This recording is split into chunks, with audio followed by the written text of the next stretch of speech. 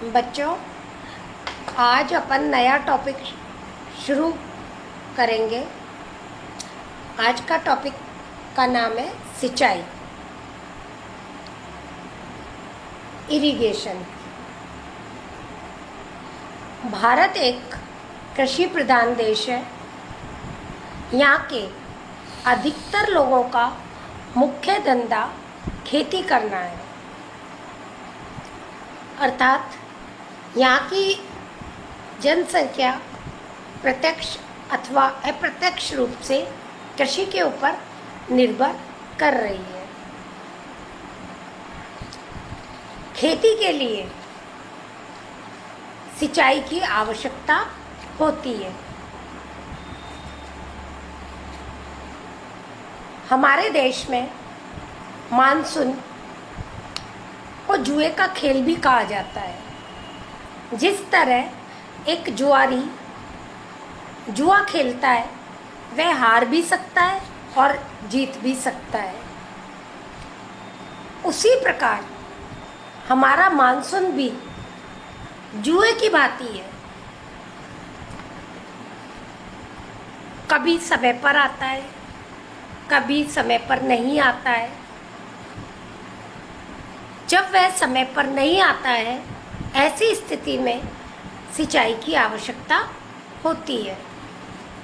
कृत्रिम रूप से फसलों को जल पिलाया जाता है, यानी कृत्रिम साधनों के द्वारा फसलों की सिंचाई की जाती है। चूँकि फसलें जल पर निर्भर करती हैं, प्रश्न ये उठता है कि सिंचाई की आवश्यकता क्यों है भारत में। इसके कई कारण हैं, जैसे वर्षा की अनिश्चितता, वर्षा की अनियमितता, मानसून की विभंगता, वर्षा काल सीमित होना, मानसून का असमय समाप्त होना, वर्षा का असमान वितरण आदि ऐसे कारण हैं जिसके कारण सिंचाई की आवश्यकता होती है। अब मैं आपको एक एक पॉइंट को विस्तार से समझाऊंगी। जैसे वर्षा की अनिश्चितता। भारतीय वर्षा अधिकतर मानसूनी है, जो बहुत अनिश्चित होती है। कई बार मानसून समय से पहले आ जाता है और वर्षा करा देता है, लेकिन कई बार मानसून समय पर नहीं आता है।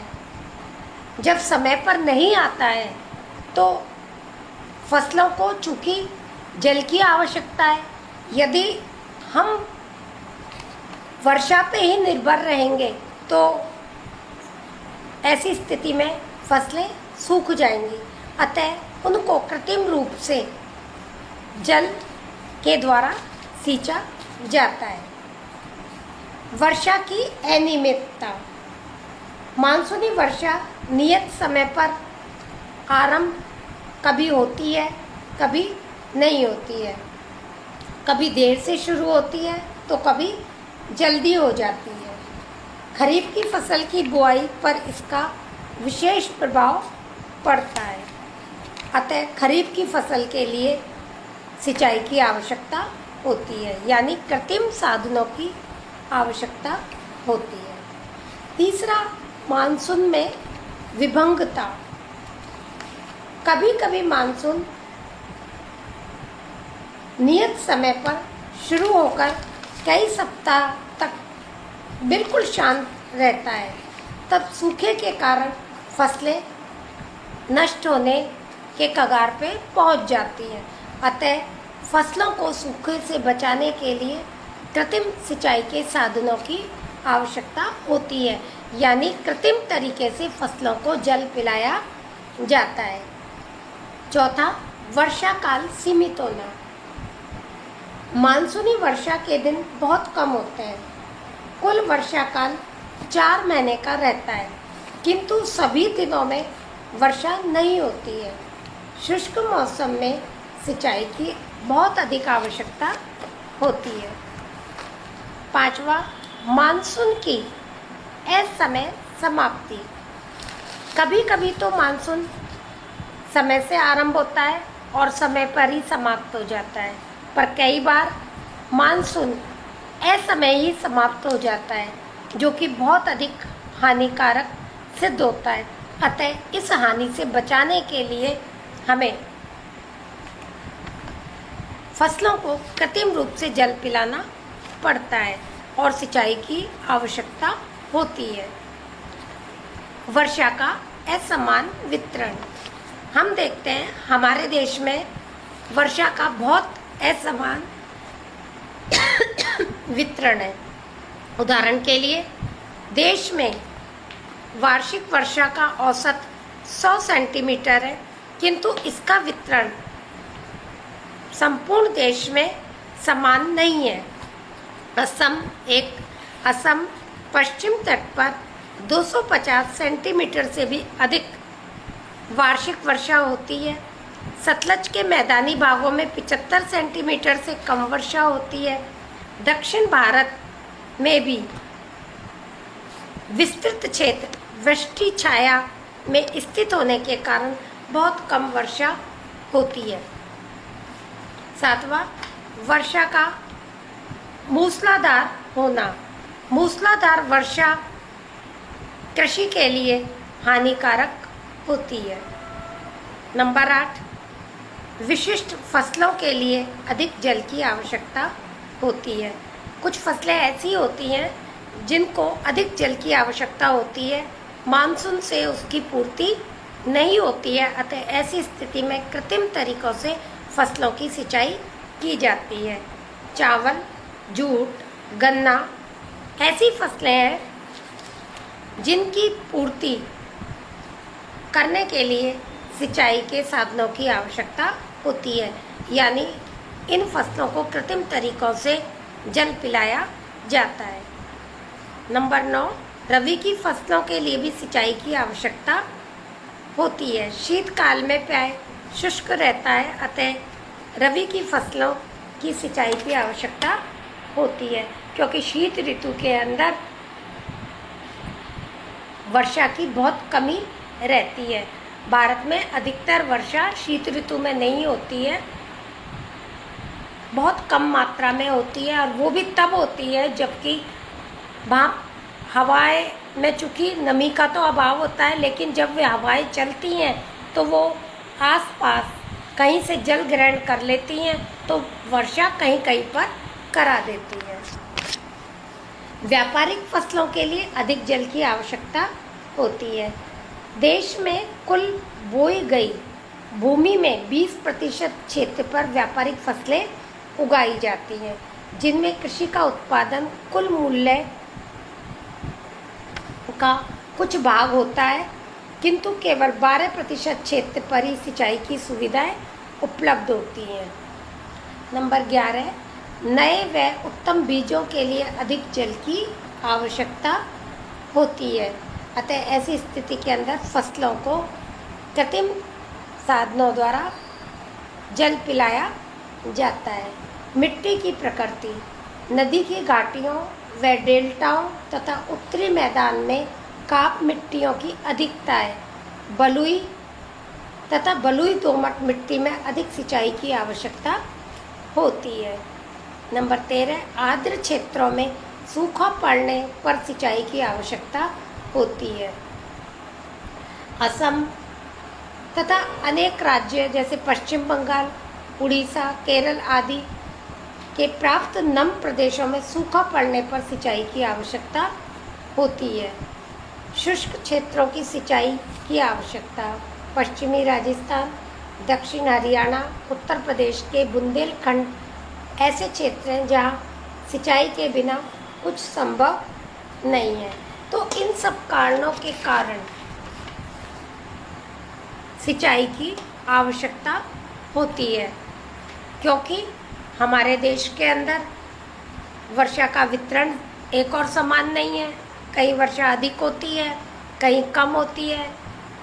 जैसे उदाहरण मैंने आपको पहले भी दिया है, जैसे चेरापूंजी है जहाँ पे भारी वर्षा होती है। राजस्थान के पश्चिमी भाग देख लो और राजस्थान का और भी हम भाग देखेंगे तो हमें पता पड़ेगा कि राजस्थान में वर्षा कभी समय पर होती है, कभी नहीं होती है, कभी अधिक हो जाती है, कभी बहुत कम होती है, और कुछ भाग तो ऐसे हैं जो बिल्कुल शुष्क रह जाते हैं।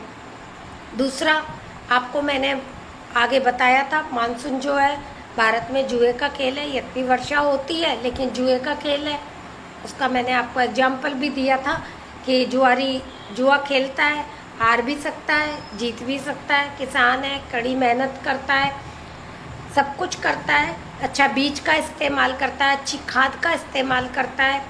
यदि मानसून समय पर आ जाता है तो सिंचाई की कम आवश्यकता होती है। यदि मानसून समय पर नहीं आता है या समय से पहले चला जाता है तो ऐसी स्थिति में यदि सिंचाई फसलों की नहीं की जाए तो फसलें में सूख जाती है, नष्ट हो जाती है और अकाल की समस्या उत्पन्न हो जाती है।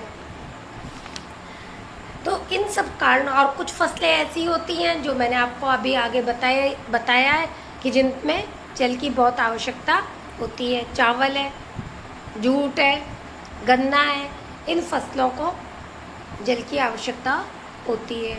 और कुछ फसलें ऐसी होती हैं जो कि पूरे मतलब मानसूनी जब मौसम होता है उसमें ही वर्षा होती है, लेकिन उनको बाद में भी जल की आवश्यकता होती है। अतः फसलों को कृत्रिम तरीक़ों से जल पिलाया जाता है। तो इन सब कारणों के कारण भारत के अंदर सिंचाई की बहुत आवश्यकता होती है। अब मैं आपको बताऊंगी सिंचाई की सुविधाएं। भारत के विभिन्न भागों में सिंचाई की अनेक सुविधाएं पाई जाती हैं। जैसे नंबर 1, उत्तरी मैदान में अधिकांश नदियां हिमालय से निकलती हैं, जो शुष्क ऋतु में जल से परिपूरित रहती हैं। अतः इनसे नहरें निकालना बहुत आसान और सरल रहता है। इन नदियों पर बांध बनाकर जलाशय में जल एकत्रित आसानी से हो जाता है। नंबर 2, उत्तरी मैदान का धरातलीय, समतल तथा दोमट मिट्टी का बना है। अतः यहाँ कुएं व नहरें खोदना आसान होता है। नंबर 3, उत्तरी मैदान में भूमिगत जल कम गहराई पर स्थित है, यानी थोड़ा खुदाई की जाती है तो जल आसानी से निकल जाता है। अतः नलकूप और कुएं का निर्माण के लिए उपयुक्त है। नंबर 4, उत्तरी भारत की नदियों में जल की मात्रा काफ़ी है, अतः इसका उपयोग दक्षिणी एवं पश्चिमी भारत में कृषि का विस्तार के लिए किया जा सकता है। नंबर 5, दक्षिणी भारत में पठारी भूमि के कारण नहरें खोदना कठिन होता है, अतः वहाँ तालाबों और जलाशयों में जल एकत्रित करके सिंचाई की सुविधा प्राप्त होती है। नंबर 6, देश में घनी आबादी के कारण श्रम सस्ता है, अतः नहरें, बांध, जलाशय आदि बनाने के लिए आसानी से मजदूर मिल जाते हैं। नंबर 7, देश में घनी आबादी के कारण पोषण के लिए कृषि पर अधिक हम लोग निर्भर हैं। भारत की अर्थव्यवस्था में कृषि पर ही टिकी है तथा भारतीय कृषि में सिंचाई का विशेष महत्व है। अतः हम देखते हैं फसलों को मानसून का जुआ का खेल बचाने के लिए, फसलों को नष्ट होने से रोकने के लिए सिंचाई के साधनों की बहुत आवश्यकता होती है। तो बच्चों, ये आज का आपका सिंचाई का महत्व है और सिंचाई की भारत में क्यों आवश्यकता होती है। अब इससे आगे सिंचाई का ही टॉपिक है जो कल हम भारत में जल संसाधन या सिंचाई के कौन कौन से साधन हैं इसका अध्ययन करेंगे। धन्यवाद।